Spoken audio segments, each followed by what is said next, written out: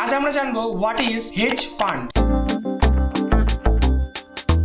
Hedge fund হলো এমন একটি ফান্ড অর্গানাইজার যে ইনভেস্টরদের কাছ থেকে টাকা কালেক্ট করে সেই টাকা বিভিন্ন অ্যাসেট ক্লাসে ইনভেস্ট করে রিস্ক ডাইভার্সিফাই করার জন্য। অ্যাসেট ম্যানেজ করার জন্য তার 2% অফ দ্য অ্যাসেট এবং প্রফিট জেনারেট হলে প্রফিটের 20% চার্জ করে থাকে, আর বাকিটা ইনভেস্টার্সদের দিয়ে থাকে। মিউচুয়াল ফান্ডের ক্ষেত্রে যেমন ফান্ড ম্যানেজার থাকে, ঠিক তেমনি এক্ষেত্রে যে ফান্ড ম্যানেজার থাকে তাকে আমরা জেনারেল পার্টনার বলি। জেনারেল পার্টনার নিজের ইচ্ছে মতো বেশি রিটার্ন জেনারেট করার জন্য ইনভেস্টমেন্ট করে বিভিন্ন অ্যাসেট ক্লাসে, আর নেগেটিভ রিটার্ন জেনারেট হলে 2% অফ দ্য অ্যাসেট চার্জ করে। এবার জানবো কারা এই হেজ ফান্ডে ইনভেস্ট করতে পারে। High net worth individuals, royal families, আর নলেজে রয়্যাল হওয়ার জন্য আমার এই চ্যানেলটিকে সাবস্ক্রাইব করুন।